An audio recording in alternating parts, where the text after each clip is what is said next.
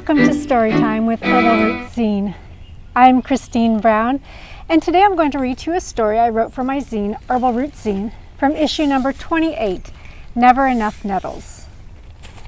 Have you ever accidentally run into a patch of nettles?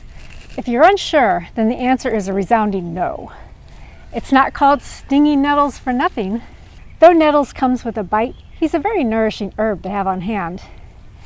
An infusion made from nettles, which has lots of vitamins and minerals, can help to boost energy and increase blood pressure for those who have low blood pressure. Nettles helps with the histamine reactions to allergens of all kinds. The seeds are used to help with kidney disorders, while the root is helpful for prostate problems. Even the sting can help you. Brushed onto arthritic joints, over time, the sting will reduce the pain of arthritis. And that's just a few things that nettles can be used for. Today's story, How Nettles Got His Sting, shares how Nettles was so beloved that he had to grow stingers to keep himself alive.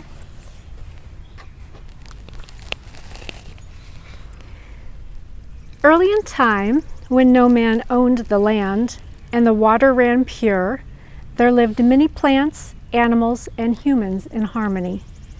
All were respectful of each other and careful not to use more than they needed. As time went on, man multiplied and began to fill the wild spaces more and more. Many were nomadic, following the great herds of bison and deer in their annual migrations, harvesting plants and berries to add to their diets. There was a plant that was medium in size with smooth leaves and large blooms of blue. The plant was very desirable and often harvested because all parts of him were edible.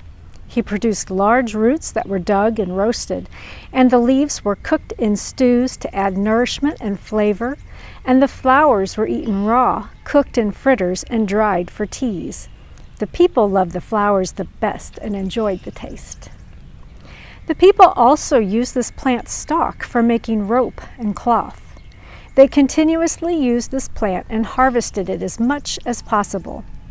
At first, they were cautious, making sure to leave behind plenty for the next harvest and to keep the plant growing. In the fall, they harvested seeds and sowed them as they migrated, spreading the plant wherever they went. They thanked the Great Spirit for the gifts of the earth and gave back offerings when they took. Over time, however, the people forgot to give thanks. They forgot to sow more seeds, and they forgot to leave some behind to continue growing. They harvested every flower they could find, leaving the plant no option to produce more seeds. The plant grew more hard to find. The plant cried out to the Great Spirit, "Oh, please help me. You're my only hope. Almost all my children are gone, and I am growing weaker. Other plants are taking over, and I don't have enough seeds to scatter anymore. I won't be able to grow next spring." The Great Spirit heard this plant's pleas and grew angry with the people. A great storm brewed, and the thunder rumbled. The people hid, fearful for what they had done. Lightning struck the remaining plant, and sparks flew from the plant, scattering over the ground.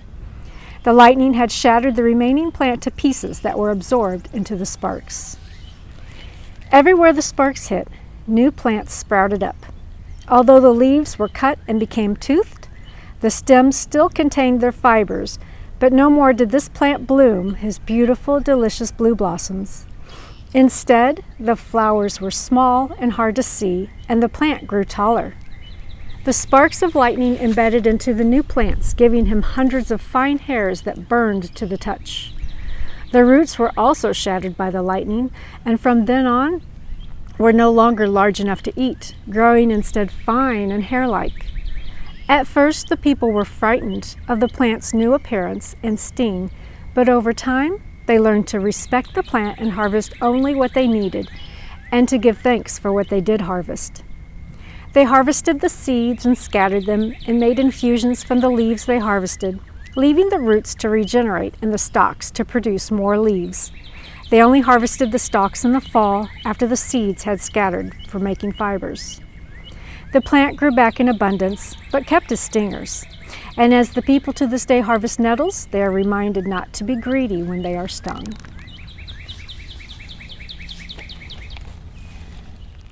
I hope you enjoyed today's story. If you'd like to learn more about Nettles, you can find the Nettles ebook in my shop. I'll put a link in the description below. It's also a part of my year-long course, The Next Step, which features 13 herbs over the course of a year. It's a fun way to learn about the medicinal uses of herbs. Thanks for visiting Herbal Roots Zine for Storytime, and I'll see you next time.